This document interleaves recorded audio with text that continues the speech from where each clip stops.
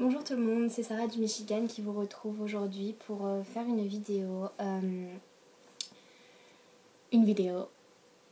Alors je voulais faire ma vidéo bilan, je l'ai faite d'ailleurs, et puis je me suis dit, bon, Lucie et Clara ont déjà posté leur bilan. J'avais pas envie d'alourdir un peu cette chaîne avec un troisième bilan. Je dis pas que je trouve ça inintéressant. Avant de partir, personnellement, je regardais que des bilans tous les mois de tous les étudiants d'échange français que je pouvais trouver sur YouTube. Mais je me suis dit, pourquoi pas faire quelque chose de différent aujourd'hui. Donc aujourd'hui, je vais faire une vidéo sur comment éviter d'être homesick. Donc comment éviter d'avoir le mal du pays. Parce que c'est quelque chose quand même qui, pour moi, c'est c'est ce qui est le plus dur à affronter quand on est un étudiant d'échange, c'est le mal du pays.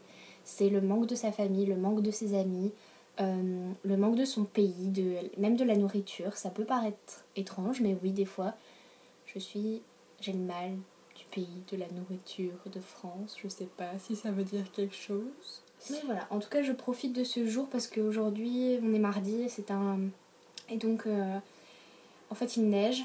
Enfin, on n'a pas cours parce qu'il neige. Mais attention, vous allez voir. On voit rien à cause de la moustiquaire, mais voilà, c'est ça. Donc il y a 3 taches de neige dans le jardin, mais attention, il faut faire gaffe, hein, on peut pas aller en cours, ce serait trop dangereux. Enfin bon, c'est pas moi qui vais me plaindre. Donc, passons au sujet même de la vidéo, comment éviter d'avoir le mal. Je vais commencer par parler de ce qu'il faut à tout prix éviter de faire. À tout prix.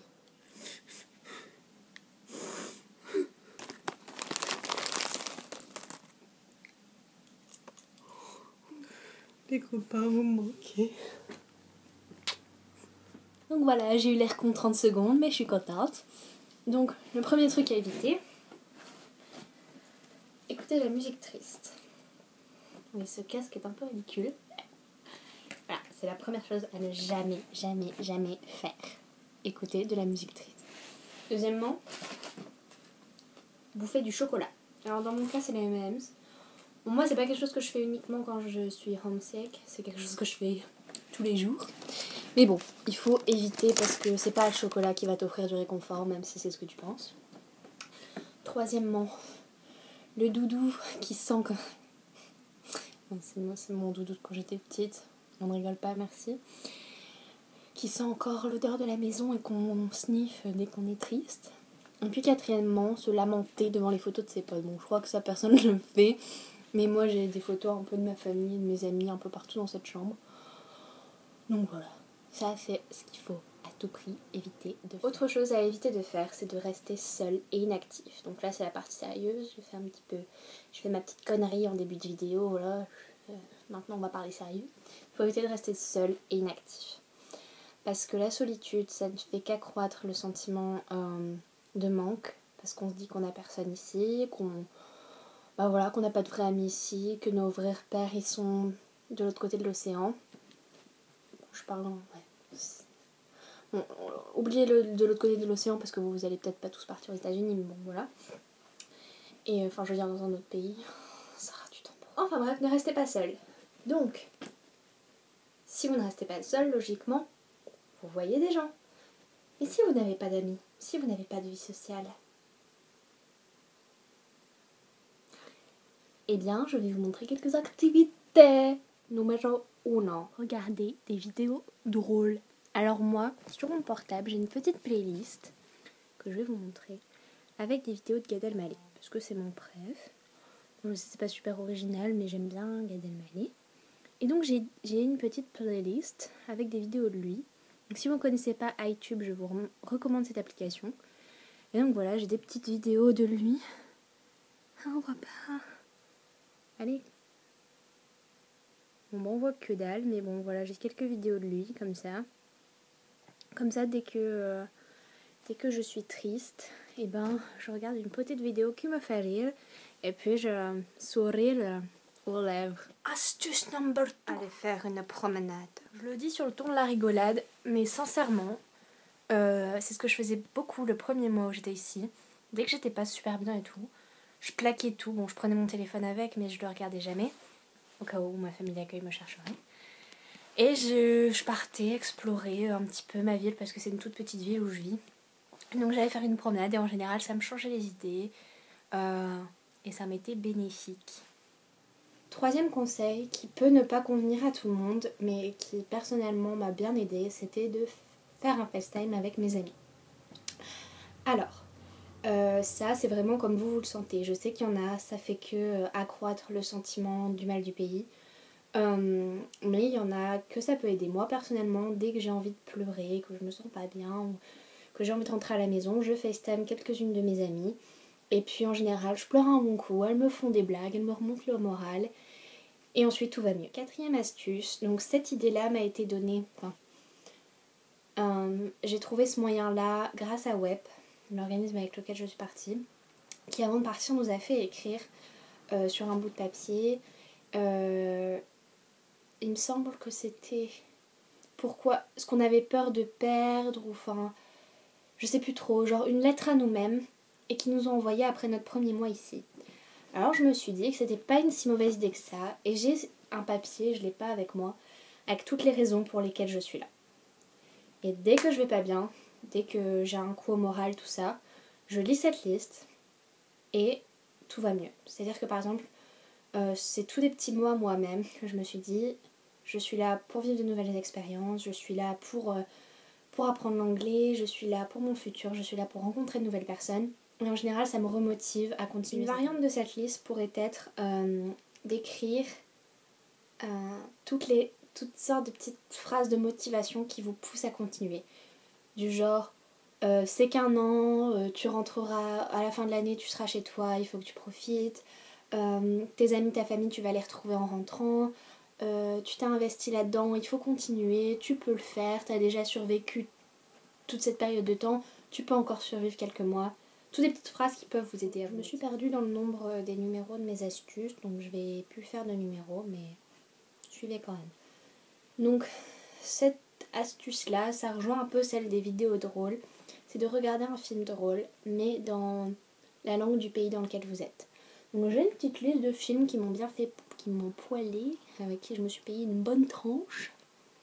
Je ressors que les expressions de c'est une catastrophe. Et donc je vais vous en montrer quelques-uns, comme ça peut vous donner des idées. Voilà. Donc, alors, dans les films drôles que j'ai regardés récemment quand j'avais le mal du pays, il y avait Ferris Bueller's Day Off.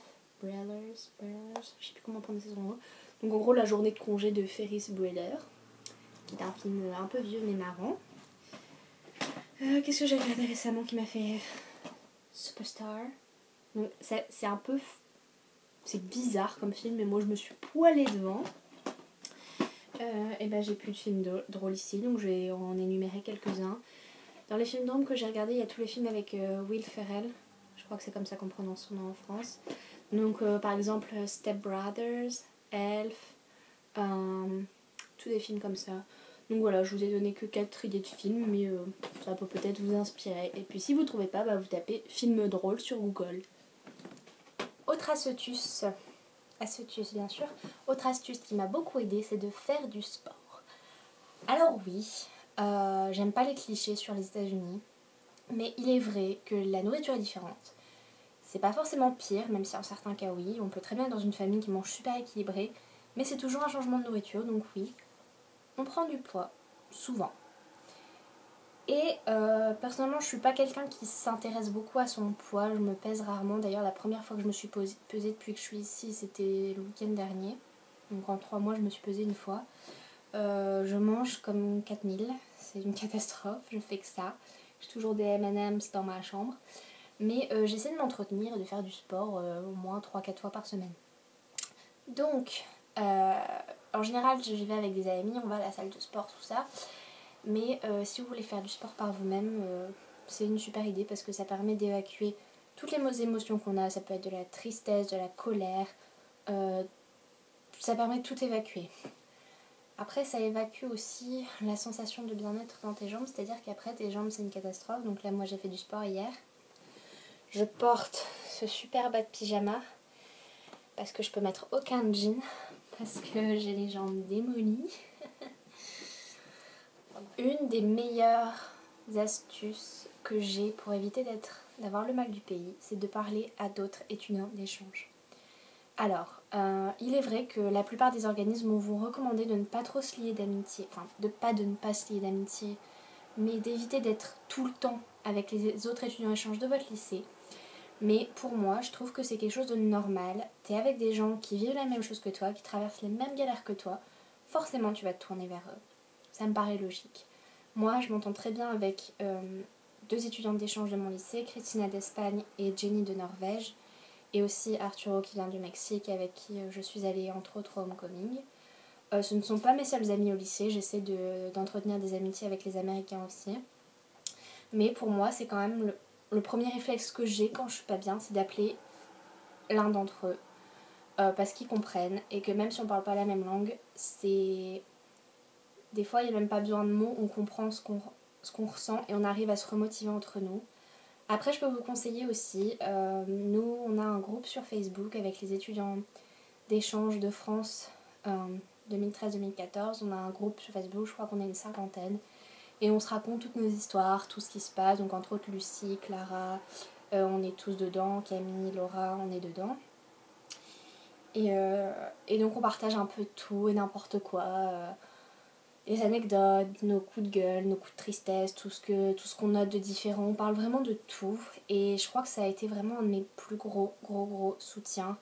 Même si je ne poste pas tout le temps dans ce groupe. Rien le fait de savoir que des Français sont aux États-Unis avec moi et qui vivent les mêmes choses et qui parfois vivent des choses beaucoup plus dures que ce que je vis, ça aide et ça remonte le moral fois l'infini. Donc voilà, c'était tout pour mes petites astuces pour éviter d'avoir le mal du pays. Si vous en avez d'autres, partagez-les en commentaire sous cette vidéo. Dites-moi ce que vous en avez pensé. Et donc voilà, donc je souhaite bon courage à tous les étudiants échange qui me regardent en ce moment. Et bon courage à ceux qui vont partir l'année prochaine ou dans 2 ans ou dans 3 ans. Parce que même si je l'ai pris à la rigolade sur cette vidéo, le mal du pays c'est quelque chose qui est très dur à supporter parfois. Des fois on se sent seul, des fois on n'a qu'une envie, c'est de rentrer à la maison, prendre le premier avion qui vient de rentrer à la maison. Mais il faut juste pas se laisser abattre parce que au final c'est une expérience extraordinaire et il y a beaucoup plus de positifs que de négatifs la plupart du temps. C'est très dur de franchir le cap du mal du pays, c'est très dur. Je sais que WEP, mon organisme, nous a dit entre guillemets qu'il y avait deux grosses barrières à franchir qui étaient le cap des 3 semaines et le cap des 3 mois, qui en général étaient les plus grosses périodes de homesick. Je crois que maintenant j'arrive à mieux gérer ce mal du pays, que c'est quelque chose qui m'est familier maintenant, c'est un sentiment qui m'est familier. Mais surtout quand vous êtes en plein dedans, ne vous dites pas c'est la fin, je ne peux pas le faire. Parce que vous pouvez le faire, vous avez eu le cran de partir, vous avez eu le cran de prendre l'avion, de vous séparer de vos parents, de vos amis, de vos frères et sœurs, de votre pays. Vous avez eu le cran de vous arracher au sol français. Il faut que vous...